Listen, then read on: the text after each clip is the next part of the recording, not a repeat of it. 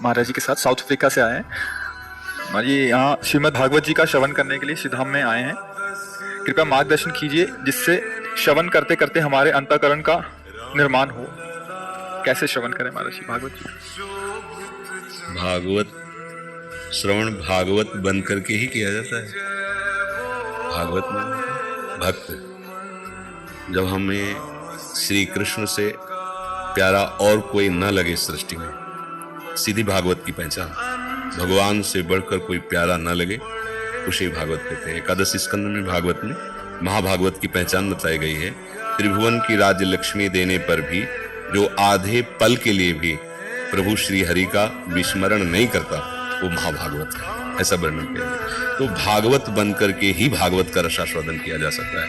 पर सबसे बड़ी पहचान भागवत की है, उसे प्रभु से बढ़कर कोई और प्यारा न लगे, प्रभु से बढ़कर कोई और प्यारा न लगे, प्रभु के सिवा और कोई सहारा न लगे, प्रभु के सिवा और कोई आस न रह जाए, तो भागवत उसकी जन्म जन्म की प्यास बुझा देगी, प्रेम रस से उसे तृप्त कर देगी। अब भागवत अगर श्रवण कर रहे हैं, प्रभु से अपनापन नहीं है, तो श्रवण तो होगा, पुण्य मिलेगा आपको, पर आपको भागवत का असली फल नहीं मिलेगा। भागवत का असली फल है भगवत प्रेम। जब धुंधकारी जी को श्रीमद् भागवत श्रवण कराई गोकर्ण जी ने, तो और भी शास्त्रों भक्त सुन रहे थे, तो विमान लेकर भगवत पार्षद एक आए, एक विमान, और धुंधकारी जी प्रेत योनि से मुक्त होकर चतुर्भुज रूप हरि रूप होकर विमान पर चढ़ने लगे, तो गोकर्ण जी ने उनको रोका, पार्षदों को कि ऐसा भेद क्यों? क्योंकि हमने केवल धुंधकारी को ही थोड़ी भागवत सुनाई, भागवत हमने सबको सुनाई। आपको बहुत से विमान लाने चाहिए और सबको भगवत धाम ले जाना चाहिए। भगवत पार्षदों ने कहा कि भागवत तो आपने सबके लिए कही, सुनी भी, पर मनन किया धुंधकारी जी ने, प्रभु से बढ़कर कोई इतना पापी आदमी भूत बन गया। अब उसने देखा भूत जीवन का कष्ट, तब उसने विचार किया कि एकमात्र हमें भक्त ही बचा सकता है इस दुर्गति से, तो गोकर्ण जी की शरण ली। गोकर्ण जी ने इस विषय को महापुरुषों से पूछा, तब पता चला एकमात्र भगवान का आश्रय, भगवान की चर्चा, भगवान का नाम कीर्तन तुझे मुक्त कर सकता है। उसकी बात समझ में आ गई, या मुझे भगवान ही बचा सकते हैं, और अंदर से भगवान का आश्रय लेकर बिना कुछ खाए पिए 7 दिन तक भगवान की चर्चा सुनी और भगवान का ही मनन किया, तो भागवत के प्रभाव से वो भागवत बन गया और हरि पार्षद होकर भगवान के रहा। तो हम जो सुने, श्रोता सोई परम सुजान, सुनत चित रति करें। सुनने का फल है रति, रति माने प्रेम। हम भगवान श्री कृष्ण को अपना मानने लगे, उनको अपना मित्र माने, अपना स्वामी माने। वो तो सब कुछ बनने के लिए तैयार है। उनसे हम इतना प्यार करें कि उनसे प्यारा कोई रह न जाए फिर। और अभी हमें शरीर प्यारा है, बहुत कुछ प्यारा है, तो सुनते सुनते हमको हर प्यार श्री कृष्ण की तरफ मोड़ना है। इतना पापी आदमी हमारे प्यार का जो कई जगह बिखरा हुआ स्वरूप है, उसे समेटे और उसे समेट कर एकमात्र प्रभु के चरणों में लगा दे। ये भागवत श्रवण का फल है। श्री कृष्ण रति, श्रोता सोई परम सुजान, जो सुनत चित रति करे, वही श्रोता सुजान श्रोता है, जो कथा सुनकर जिनकी कथा हो रही है उसमें रति कर ले। रति माने प्रेम। और उस प्रेम का स्वरूप है कि अब हम कथा के बिना जी नहीं सकते। अब हमें तो रोज चाहिए, नशा है ना। जैसे 7 दिन किसी को आप अफीम खवाओ, 8वें दिन को भाई जाओ, तो कहेगा हम कैसे जी सकते हैं? 7 दिन से हम बराबर अफीम ले रहे हैं, उसके बिना कैसे जी सकते हैं? मतलब ये तो एकदम प्राकृतिक निकृष्ट बात है। महापुरुषों ने तो कथा को अपना व्यसन माना है। आशा बसन व्यसन याति नहीं, रघुपति चरित होए था। तुम्हें कथा का नशा हो जाना चाहिए 7 दिन सुनने के बाद। ये अब हमारा जीवन कथा के बिना तो बेकार है। तो अब रोज कहाँ मिले? तो रोज हम पढ़ेंगे, भागवत रोज पढ़ेंगे, आपस में बैठकर भागवत की चर्चा करेंगे, सुनेंगे, तो माना कि आपकी भागवत करना, भागवत सुनना सफल हुई, क्योंकि अब आप स्वयं भागवत कर रहे हैं। महाराज जी वृंदावन लीला चिंतन क्या साधन एवं साध्य दोनों है? पर ये सौभाग्य जब तक वृंदावन की कृपा, वृंदावन के प्रेमियों की कृपा नहीं होगी, तब तक नहीं हो सकता। क्योंकि उद्धव जैसे परम ज्ञानी भी गोपी प्रेम से वंचित थे। जब वृंदावन आए, वृंदावन रज का सेवन किया, लौटे, गोपियों के सम्मुख प्रेम वार्ता हुई, तब वो जाने कि मेरा जीवन तो अभी अधूरा है। तभी उन्होंने कहा कि यहाँ की घास लता औषधि बन जाऊं, जिससे इन ब्रज गोपियों की चरण धूल हमारे ऊपर पड़े। तब वो लीला चिंतन का अधिकारी होता है। लीला गायन के और लीला श्रवण के तो प्राय बड़े पुण्यात्मा जन हैं, अधिकारी हैं, पर लीला चिंतन का अधिकारी तब होता है। और जो लीला चिंतन करते करते अपना विस्मरण कर देता है, अपना वो लीला में अधिकार प्राप्त कर लेता है, लीला प्रवेश का। बोले ना जीते जी लीला में प्रवेश, और वो लीला का एक पात्र बनकर अपने आराध्य देव के साथ रहता है। ये क्रम है, लीला श्रवण, लीला गायन, फिर लीला चिंतन, और फिर लीला में प्रवेश। स्वयं लीला का एक पात्र बनकर उस लीला में प्रवेश कर गया, ये आखिरी स्थिति लीला में प्रवेश। तो इसका जो अनुभव है वो यहाँ वृंदावन की रज महाराज जी वृंदावन लीला है। उद्धव जी जैसा कौन ज्ञानी होगा, पर प्रेम रस से अनभिज्ञ है। पहले गोपीजनों के सामने आए तब प्रेम का परिचय प्राप्त। ये धाम प्रेम प्रदान करने वाला है। यहाँ की रज, यहाँ के रसिक जन, यहाँ का वायुमंडल वो भगवत प्रेम में है ना। देवर्षि नारद जी ने भी भागवत में जब भक्ति से बातचीत की है तो वहां परिचय मिला कि भक्ति तो यहाँ नृत्य कर रही है, यहाँ ज्ञान वैराग्य सोए हुए हैं, भक्ति तो नृत्य कर रही, नव यौवन प्रसन्न प्रफुल्लित। तो ज्ञान वैराग्य जगाने के लिए ही तो भागवत की चर्चा की थी। भक्ति तो प्रसन्न है और खूब पुष्ट है, पर ज्ञान वैराग्य के बिना वो भी थोड़ा शोकित है कि ये भी तो तैयार हो जाने चाहिए। तो इसीलिए श्रीमद् भागवत का प्रवचन हुआ कि उससे भक्ति ज्ञान वैराग्य तीनों पुष्ट हो जाते हैं और भगवान की प्राप्ति है। उधर स्कूल बच्चा जाता है ना, जैसे बालक मन लगाए हुए पर है तो पिता का ही ना, पर गोद में नहीं बैठने देगी माँ, क्योंकि ये माँ की जिम्मेवारी है।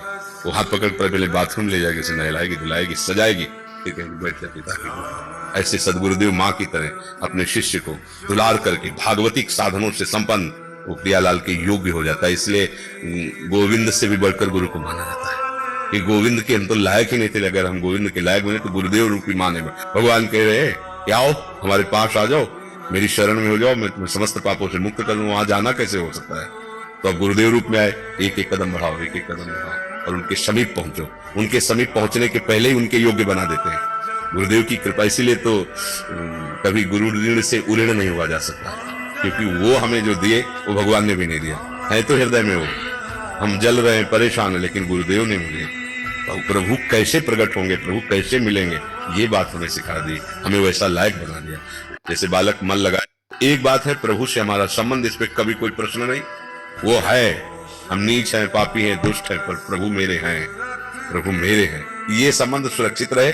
दूसरी बात, जो प्रभु की प्राप्ति के लिए गुरुदेव का वर्ण किया है, वो इस बात को सुधारेंगे कि तुम नीच हो, पापी हो, पतित हो, अब तुम कैसे पावन बनो, कैसे प्रभु के लायक बनो, ये गुरुदेव बनाते हैं। इसलिए गुरु ब्रह्मा गुरु विष्णु गुरुदेव महेश्वरा, गुरु साक्षात परब्रह्म तस्मै श्री गुरुवे नमः। गुरु ब्रह्मा इसलिए है कि वो अपनी नई सृष्टि रचता है तुम्हारे हृदय में। ब्रह्मा की रची सृष्टि से आसक्ति हटाकर भागवतिक सृष्टि रचता है। शंकर इसलिए कि वो समस्त दुर्गुणों का विनाश कर देता है, और विष्णु इसलिए कि अपने रचे हुए सद्गुणों का वो पोषण करता है अपनी कृपा दृष्टि से। और साक्षात परब्रह्म इसलिए कि जब हमें अनुभव आएगा तो यही दिखाई देगा कि जो गुरु वही हरि, जो हरि वही गुरु, हरि गुरु में भेद नहीं, वो तो एक ही है। बस ये बात समझ में आ गई तो गुरु साक्षात परब्रह्म, वही परब्रह्म ही गुरुदेव रूप में आया था। हरिवंश हाँ जी, आप प्यारे सदगुरुदेव भगवान, आपके चरणों में कोटि कोटि प्रणाम। महर्षि, हमारा एक प्रश्न है।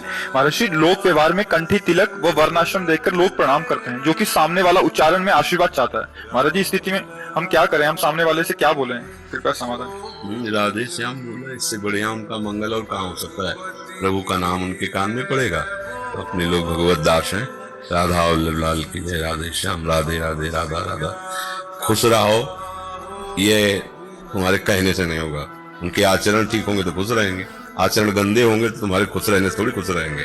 तुम्हारा मंगल हो, मंगल भवन प्रभु का भजन करोगे तो मंगल होगा, हमारे कहने से थोड़ी हो जाएगा। या मान लो चिरंजीवी भाव तो कहे हरिदास तबे चिरजीवो जब कुंज बिहारी चितावन, अब प्रभु से जुड़ोगे लेकिन मरोगे, चिरंजीवी कैसे होगे? तो राधा वल्लभ लाल अपने इष्ट की जय बोलो। हाँ, राधा राधा राधा भैया, राधा राधा राधे श्याम, राधे श्याम, यही है।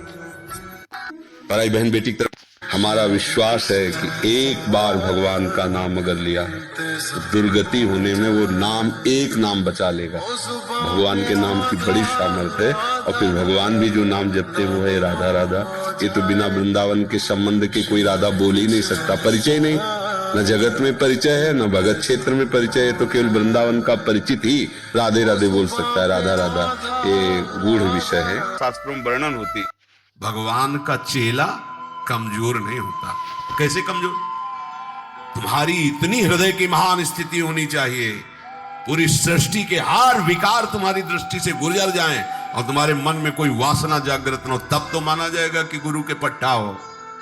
फिर हड्डी थोड़ी काम होता है कि पशु पक्षियों की क्रीड़ा देखी और तुम मोहित हो गए। अभिमान करोगे तो भले ऐसा कुछ हो जाए, नहीं तो स्वामिनी जी के चरण आश्रित हो।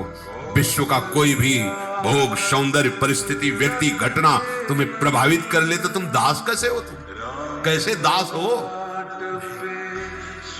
पक्का विश्वास कर लीजिए, जिस समय आप हृदय से हमारे प्रभु के आश्रित हो जाएंगे, एक चमत्कार प्रकट हो जाएगा, एक विलक्षणता आ जाएगी।